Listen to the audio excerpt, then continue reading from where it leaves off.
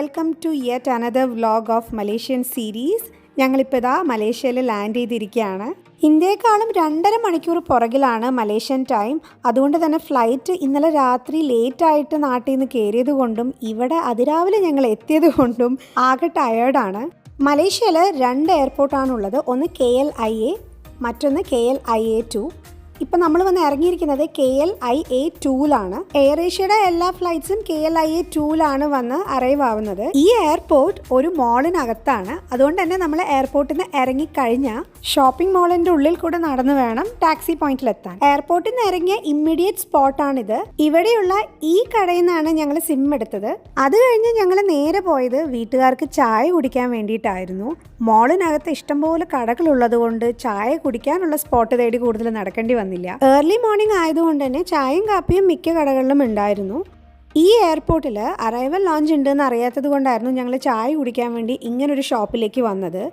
Launch ഉണ്ടെന്ന് നേരത്തെ അറിഞ്ഞിരുന്നെങ്കിൽ ഞങ്ങൾ സിം എടുത്ത് ഉടനെ തന്നെ ലോഞ്ചിൽ പോയിട്ടുണ്ടാവുമായിരുന്നു. ഇവിടെ അതുകൊണ്ട് തന്നെ കുറച്ച് സമയം നമുക്ക് പോയി. എല്ലാ എയർപോർട്ടിലും അറൈവൽ ലോഞ്ച് ഉണ്ടാവണമെന്ന് നിർബന്ധമില്ല. അപ്പോൾ എപ്പോഴെങ്കിലും യാത്ര പോവുകയാണെങ്കിൽ അതും കൂടെ ഒന്ന് ചെക്ക് ചെയ്ത ശേഷം മാത്രം ട്രാവൽ ചെയ്യാം. ഇവിടെ മോളിനകത്ത് തന്നെയാണ് എയർപോർട്ട്. അപ്പം ഞങ്ങൾ എയർപോർട്ടിൽ നിന്നൊക്കെ കഴിഞ്ഞ് പുറത്തിറങ്ങിയ ശേഷമാണ് സിമ്മൊക്കെ എടുത്ത് നമ്മളെല്ലാം കഴിഞ്ഞ് പുറത്തിറങ്ങിയ ശേഷമാണ് സിം എടുക്കുന്നത് നല്ലത്. അതാണ് കുറച്ചും കൂടെ കുറവ് കാശ് വരുന്നത്. നമ്മൾ എയർപോർട്ടിനകത്ത്, അതായത് നമ്മൾ ഫ്ലൈറ്റ് ഇറങ്ങിയ ഉടനെ തന്നെ 2 സിം കൗണ്ടേഴ്സ് ഉണ്ട്. ആൾക്കാരൊക്കെ അവിടെ നിന്ന് എടുക്കുന്നത് കണ്ടു. പക്ഷെ ഞങ്ങൾ കറൻസി കൺവേർട്ട് ചെയ്തിട്ടില്ലാത്തത് കൊണ്ട് ഞങ്ങൾ ഇവിടെ വന്ന ശേഷമാണ്, അതായത് എമിഗ്രേഷൻ കഴിഞ്ഞിട്ടൊക്കെയാണ് ഞങ്ങൾ സിം എടുത്തത്. അപ്പോൾ അതുകൊണ്ട് ഞങ്ങൾക്ക് നല്ല ചീപ്പിൽ കിട്ടി. അതുകൊണ്ട് ഉള്ളിൽ എടുക്കുകയാണെന്നുണ്ടെങ്കിൽ കുറച്ച് കാശ് കൂടുതലാണ്. പിന്നെ പുറത്തിറങ്ങി സിമ്മൊക്കെ എടുത്ത് ഞങ്ങൾ ഒരു ചായയൊക്കെ കുടിച്ച് ഞങ്ങളിങ്ങനെ പുറത്തേക്ക് ഇറങ്ങുമ്പോഴാണ് ഇവിടെ ഒരു ലോഞ്ച് കണ്ടത്. അപ്പോൾ ഞങ്ങൾക്ക് ലോഞ്ചിൻ്റെ ആക്സസ് ഉള്ളതുകൊണ്ട് 4 പേർക്കുള്ളത് കൊണ്ട് ഞങ്ങൾ നേരെ ലോഞ്ചിലേക്ക് ഇപ്പോൾ വന്നിരിക്കുകയാണ്. ഇനിയിപ്പോൾ കുറച്ച് ഫുഡൊക്കെ കഴിച്ച് കുറച്ച് റെസ്റ്റൊക്കെ ചെയ്തിട്ട് റൂമിലേക്ക് പോകുന്നുള്ളൂ.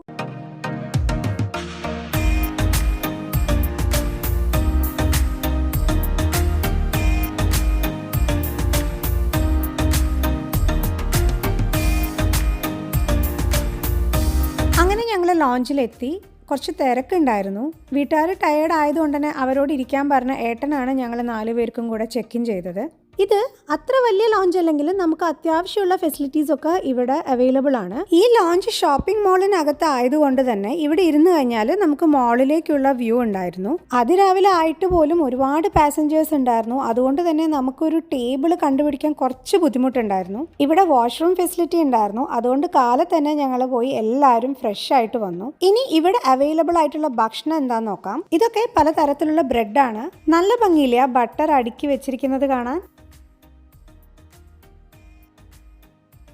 അടുത്തത് ഡെസേർട്ടിൻ്റെയും സാലഡിൻ്റെയും സെക്ഷനാണ്. അതിൻ്റെ കൂടെ കഴിക്കാനായി പലതരം സോസുകളും ഓയിലുകളും ഉണ്ടായിരുന്നു. അടുത്തത് ഇംഗ്ലീഷ് ബ്രേക്ക്ഫാസ്റ്റിൻ്റെ സെക്ഷനാണ്. അതിനുശേഷം ജ്യൂസസും ഡീടോക്സ് വാട്ടറും ഉണ്ടായിരുന്നു. തൊട്ടടുത്തായിട്ട് തന്നെ കോഫി മെഷീനും സോഫ്റ്റ് ഡ്രിങ്ക്സിൻ്റെ മെഷീനും ഉണ്ടായിരുന്നു. എല്ലാ ലോഞ്ചിലും ആ സ്ഥലത്തെ ലോക്കൽ ഫുഡായിരിക്കും പ്രധാനമായിട്ടും വെച്ചിട്ടുണ്ടാവുക. അതുകൊണ്ട് തന്നെ ഈ ലോഞ്ചിൽ വെച്ചിട്ടാവട്ടെ നമ്മുടെ മലേഷ്യൻ ഫുഡ് എക്സ്പ്ലോർ ചെയ്യുന്നതിൻ്റെ ഫസ്റ്റ് സ്റ്റെപ്പ്.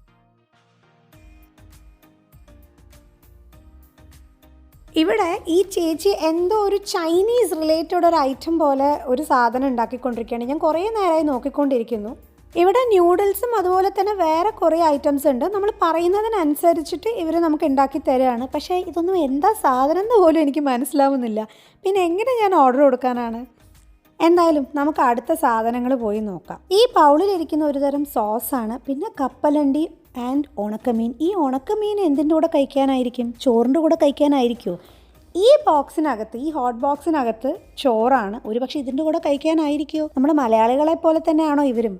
ഇനി അടുത്ത സെക്ഷനിൽ ഇത് മുട്ടയാണ്. എനിക്കിങ്ങനെ കുഴകുഴാന്നുള്ള മുട്ട ഇഷ്ടമല്ല. പിന്നെ ബീൻസും സോസേജും, ഇത് രണ്ടും എനിക്ക് ഇഷ്ടമല്ല. പിന്നെ ഈ ലാസ്റ്റ് ഉള്ളത് ഫ്രൈഡ് ന്യൂഡിൽസ് ആണ്. അതൊന്ന് ട്രൈ ചെയ്യാം. ഇതാണ് ഇപ്പോ ചിയോങ് ഫൺ. പേര് പോലെ അത്ര കുഴപ്പക്കാരനൊന്നും അല്ല ഇവൻ. അരിപ്പൊടി കുഴച്ച് ആവിയിൽ വേവിച്ച് വെച്ചിരിക്കുന്ന ഐറ്റം ആണിത്. സിംഗപ്പൂരും മലേഷ്യയിലൊക്കെ ഇത് വളരെ ഫേമസ് ആണ്. ആ പുറകിലിരിക്കുന്ന ഫ്രൈഡ് ഐറ്റം ആണ് യു ചാർ ക്വേ. പിന്നെ പുഴുങ്ങിയ കോഴിമുട്ട. ഇത് സോയ് മിൽക്കാണ്, അതിനപ്പുറത്തിരിക്കുന്നത് കഞ്ഞി. സത്യം പറഞ്ഞാൽ ഇതൊക്കെ കാണുമ്പോൾ എനിക്ക് കഴിക്കാൻ പോലും തോന്നുന്നില്ല. ദേ ഈ ചേട്ടൻ്റെ പ്ലേറ്റിൽ നോക്കൂ, ആ ചേട്ടൻ എന്തൊക്കെയോ ഇട്ട് മിക്സ് ചെയ്യുന്നു. എൻ്റെ അതേ മാനസികാവസ്ഥയായിരുന്നു ഏട്ടനും. ഞങ്ങൾ അതുകൊണ്ട് കൂടുതൽ പരീക്ഷണങ്ങൾക്കൊന്നും മുതിർന്നില്ല. സ്വീറ്റ് കോൺ, മസ്മെലൻ കേക്ക്, പിന്നെ ഒരു ക്രോസോല് ഞാൻ നിർത്തി. വേറൊരു സ്ഥലത്ത് നമ്മൾ പോയി കഴിഞ്ഞാൽ അറിയാത്ത ഭക്ഷണങ്ങൾ വാരി വലിച്ച് കഴിക്കാതിരിക്കുന്നതാണ് നല്ലത്. നമ്മുടെ ശരീരത്തിന് പിടിച്ചില്ലെങ്കിൽ നമ്മുടെ ട്രിപ്പ് കോളായി കിട്ടും. അടുത്തത് ഞാൻ ട്രൈ ചെയ്തത് കപ്പലണ്ടി ഫ്രൈയും യു ചാർ ക്വേ, പിന്നെ ഫ്രൈഡ് ന്യൂഡിൽസ് ഒന്നിനും കൊള്ളില്ലായിരുന്നു. അതൊരു തരം വേറെ ടേസ്റ്റ് ആയിരുന്നു. അത് കഴിച്ചപ്പോൾ തന്നെ എൻ്റെ വായുടെ രുചി പോയി കിട്ടി. യു ചാർ ക്വേ ഒരു ചൈനീസ് ഡിഷാണ്. ഇത് ഗോതമ്പ് മാവ് എണ്ണയിൽ ഡീപ് ഫ്രൈ ചെയ്തെടുത്തതാണ്. അത് കൊള്ളായിരുന്നു. ഇവിടെയുള്ള മിക്ക മലേഷ്യൻ ഫുഡും ചൈനീസ് ഒറിജിൻ ആണ്. മാനസികമായിട്ടുള്ള ഒരു അടുപ്പം തോന്നാത്തത് കൊണ്ട് ഞാൻ കൂടുതൽ എക്സ്പെരിമെന്റിന് നിന്നില്ല. അപ്പോഴേക്കും അവർ മെനു ചേഞ്ച് ചെയ്തിരുന്നു. ഇതാണ് ചിക്കൻ സാറ്റേ. കണ്ടില്ലേ, നമ്മുടെ നാട്ടിൽ ചെയ്യുന്ന പോലെ വാഴലയിലാണ് വെച്ചിരിക്കുന്നത്. അത് ഞാൻ മലേഷ്യയിൽ കണ്ട വേറൊരു കാര്യമായിരുന്നു. നമ്മുടെ നാട് പോലെ തന്നെ വാഴല ഒരുപാട് ഇവർ യൂസ് ചെയ്യുന്നുണ്ട്.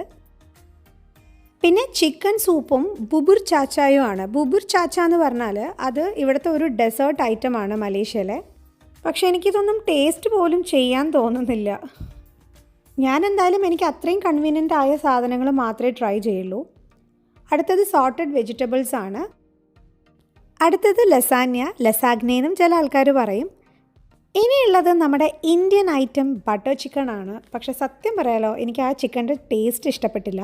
അടുത്തത് വീണ്ടും ഫ്രൈഡ് ന്യൂഡിൽസ് ആണ്. അത് കണ്ടപാടെ ഞാൻ അവിടുന്ന് പോയി. ലൈവ് കൗണ്ടറിലുള്ള മെനുവിന് മാറ്റമൊന്നുമില്ല, അതേപോലെ തന്നെയാണ്. ഫ്രൂട്ട്സിലും ഒരുപാട് ഐറ്റംസ് അവർ ആഡ് ചെയ്തിട്ടുണ്ടായിരുന്നു. അതുകൊണ്ട് തന്നെ വീട്ടുകാർക്കും കഴിക്കാനൊരു ഓപ്ഷൻ ഉണ്ടായി. വീട്ടുകാർ കുറച്ച് നേരം റെസ്റ്റ് എടുത്തിട്ട് വന്ന ശേഷമാണ് ഈ ഫ്രൂട്ട്സ് ഒക്കെ കഴിച്ചത്. ഇവിടെ മലേഷ്യയിൽ ഒരുപാട് ഫ്രഷ് ഫ്രൂട്ട്സ് കിട്ടും. നമ്മുടെ നാട് പോലെയൊക്കെ തന്നെയാണ്. ഈ അപ്ഡേറ്റഡ് മെനുന്ന് ഞാൻ ആകെ ട്രൈ ചെയ്തത് ഈ ചിക്കൻ സാറ്റേ മാത്രമായിരുന്നു. ഇത്ര ടേസ്റ്റി ആയിട്ടുള്ള ഒരു ചിക്കൻ സ്റ്റാർട്ടർ ഞാൻ ഈ അടുത്തൊന്നും കഴിച്ചിട്ടില്ല. അത്ര ടേസ്റ്റ് ആയിരുന്നു അത്. ചിക്കനിൽ പച്ചച്ചൊവ ഉണ്ടാവുമോ എന്നൊരു ചെറിയ പേടിയോട് കൂടിയിട്ടാണ് കഴിച്ചതെങ്കിലും അതൊന്നും ഉണ്ടായിരുന്നില്ല. ഇഞ്ചി, പച്ചമല്ലി, തേന്, ഇതിൻ്റെ ഒരു ടേസ്റ്റാണ് എനിക്കിത് കഴിക്കുമ്പോൾ ശരിക്കും ഫീൽ ചെയ്തത്. ഞാനിത് കഴിക്കുന്നുണ്ടെങ്കിലും ഫുൾ ഉറക്കപ്പിച്ചിലായിരുന്നു. അതുകൊണ്ടാണ് ഈ എടുക്കുന്ന സവാളയൊന്നും പിടിക്കാത്തതും അതേപോലെ തന്നെ ദേ എന്ന് പറഞ്ഞ് താഴേക്ക് പോയതും. ഇത് മാത്രമല്ല, ഞാൻ ആ ലാസ്റ്റ് ചിക്കൻ പീസ് എടുത്ത് വായിലിട്ടതും ആ കോല എൻ്റെ തൊണ്ടയിൽ കുത്തിക്കൊണ്ടു. അതോടുകൂടി ഞാൻ മനസ്സിലാക്കി, എത്ര ഉറക്കത്തിലാണെങ്കിലും വളരെ കെയർഫുൾ ആയിട്ട് കഴിച്ചില്ലെങ്കിൽ പണി കിട്ടും. ആ ലാസ്റ്റ് പീസ് കഴിക്കുന്നത് കാണാൻ ഇവിടെ ആരും കാത്തിരിക്കേണ്ട. ഞാൻ ആ വീഡിയോ ഇവിടെ ഇട്ടിട്ടില്ല. അത്രയ്ക്ക് മനോഹരമായിരുന്നു ആ വീഡിയോ. അങ്ങനെ ലോഞ്ച് ചെയ്യുന്ന ഭക്ഷണവും കഴിച്ച് റെസ്റ്റും എടുത്ത് ഞങ്ങളിതാ ഇറങ്ങി. ഇനി മോളിൻ്റെ ഉള്ളിൽ കൂടെ കുറേ നടന്ന് നമുക്ക് ടാക്സി പോയിന്റിലേക്ക് പോകണം. രാവിലെ തന്നെ കടകളൊക്കെ ആക്റ്റീവാണ്. ഓൾമോസ്റ്റ് എല്ലാ കടകളും തുറന്നിട്ടുണ്ട്. ഞാൻ ഈ കടകളൊക്കെ കണ്ടപ്പോൾ തന്നെ ഭയങ്കര എക്സൈറ്റഡ് ആയി. എനിക്ക് ശരിക്കും ഈ കടകളുടെ അകത്തൊക്കെ പോയി ഓരോന്നും നോക്കണം എന്നുണ്ടായിരുന്നു. പക്ഷെ വീട്ടുകാരുള്ളത് കൊണ്ട് ഒന്നും പോയില്ല. മെയിൻ ആയിട്ടുള്ള റീസൺ വീട്ടുകാർ ടയേർഡാണ്. അപ്പോൾ അവരുടെ ടയേർഡ്നെസ്സും കൂടെ കൺസിഡർ ചെയ്ത് ഞങ്ങൾ വേഗം മോളിൽ നിന്ന് പോവുമായിരുന്നു.